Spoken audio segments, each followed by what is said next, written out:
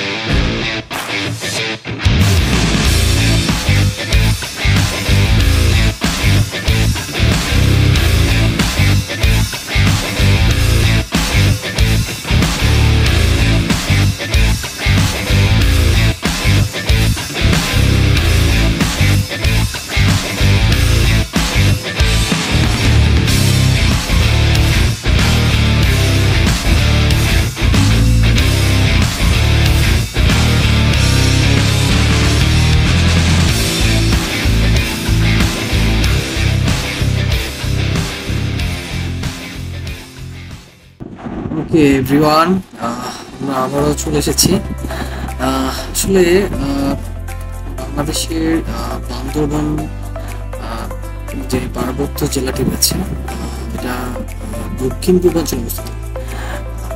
আসলে অনেকেই জেনে থাকবেন, তারপর বলছি যে চট্টগ্রাম একটি অংশ হিসেবেই আছে এবং এটি বাংলাদেশের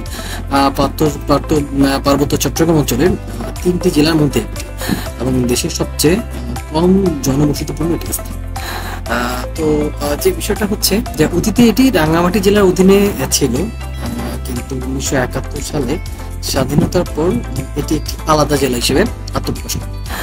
সবচেয়ে ইন্টারেস্টিং একটা ফ্যাক্ট হচ্ছে বান্দরবন নামটি যদি আমি ভুল লাগবে তাহলে মে আকছি ছড়া থেকে এসেছে, যার অর্থ বাংলা ভাষায় বানবের। ভ্রমণ হলো আসলে সাধারণ বাস্তবসম্মত জ্ঞান সঞ্চয়ের একটা অন্যতম উৎস এবং মাধ্যম। কোনো স্থান সম্পর্কে হাজারবার গল্প শোনার চেয়ে একবার নিজে ভ্রমণ করে দেখা ঢের ভালো। তাই আমরা আসলে সুযোগ পেলেই ছুটে চলি এবং বেরিয়ে পড়ি নতুনকে জানার, অজানাকে জানার। আর ভ্রমণ পিপাসু মানুষের সীমিত জ্ঞানকে অসীম আকাশে পৌঁছে দেওয়ার ক্ষমতা রাখে। সো ভ্রমণ পিপাসু সকল ব্যক্তিদের জন্যই আজকে আমাদের এই উপস্থাপনা। সো সাথেই থাকুন, চলতে থাকুন হামিদুল।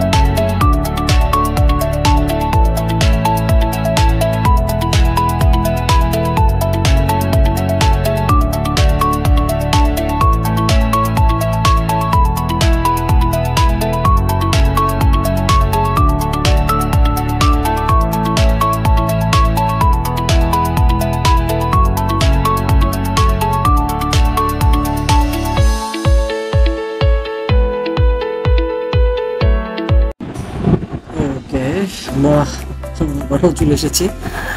আসলে বৃষ্টি ভেজা রাস্তা। যে বিষয়টা ঘটেছিল যে লোকাল যে রাস্তাগুলো থাকে, আসলে এই রাস্তাগুলো আমাদের জন্য একটু অজানা হয়। সো আমাদেরকে খুব সতর্কভাবেই বাইক রাইড করতে হবে। যেমন কি আমি আসলে সামনে আমার ফ্রন্টে একটা মাইক্রো ছিল। সো এটা মোস্ট প্রবাবলি লোকালি হয়তো হতে পারে, এটা একটা অ্যাম্বুলেন্স আই থিঙ্ক। সো ও যেভাবে আসলে রাশ রাইড করছিল, সো আমি আসলে তাকে আসলে ওভারটেক করার সাহস পাচ্ছিলাম না। সো আমার কাছে তখন মনে হয়েছে যে সে আসলে এই রুটটাতে সে আসলে সবসময় যাওয়া আসা করে। সো যার কারণে আসলে তার কাছে এই রাস্তাটা মুখস্থ। সো যার কারণে আসলে এই রাস্তাটাতে আমি যদি ভুল না করি, তার গাড়ির সীমা ছিল অ্যারাউন্ড 70 মতো। হ্যাঁ, সো আমি মনে করি এইরকম একটা রাস্তায় আসলে এই স্পিডে চলাটা একটু বিপজ্জনক।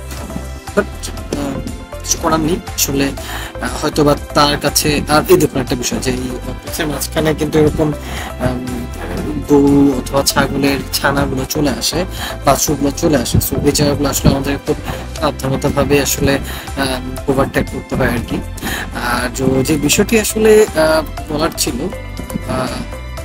কি আসলে মনে করেন যে আসলে ডিম পাহাড়টা কি আসলে, এই ডিম পাহাড়ের প্রতি বসে একটা ফ্যাসিনেশন কেন?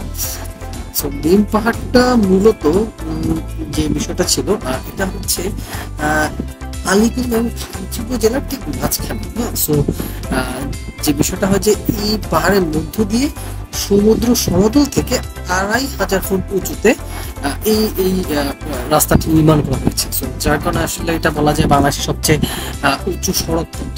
যার কারণে আসলে আমাদের যারা ভ্রমণ প্রেমীরা আছে বা যারা আমার বাইকার ভাইয়ারা আছে, সবাই আসলে চায় যে আসলে এই সড়কটাতে আসলে আসার এবং এটার যে মনোরম পরিবেশটা আছে সেটা আসলে উপভোগ করার। সো আমরাও যাচ্ছি সেরকমই উপভোগ করার জন্য। এর জন্য আসলে ধন্যবাদ দিতে হয় আমাদের বাংলাদেশ সেনাবাহিনীর প্রকৌশলী বিভাগকে, যারা আসলে টানা 1 যুগ সময় নিয়ে এই ডিম পাহাড়ের সড়কটা নির্মাণ করেছে। বলে রাখি এর যে সড়কটির যে দৈর্ঘ্য সেটা প্রায় 35 কিলোমিটার দীর্ঘ। So hats off to them, যে সেনাবাহিনী, বাংলাদেশ সেনাবাহিনী আসলেই ওনারা আমাদের জন্য অনেক কাজ করেন, যেটা আসলে আমাদের জন্য অনেক উপকার হয় এবং আসলে আমাদের জন্য যোগাযোগ ব্যবস্থাটা আসলে আরো সহজতর করে দিচ্ছে। এরকম দুর্গম পাহাড়ি পরিবেশে বা এরকম পাহাড়ি পথে আসলে আমাদের যাওয়ার একটা সুযোগ তৈরি হচ্ছে। সো অবশ্যই তাদের প্রতি কৃতজ্ঞতা প্রকাশ করছি। ঠিক আছে, দেখি আমরা সামনে থেকে আবারও কথা হবে। আমি ধন্যবাদ, থ্যাংক ইউ।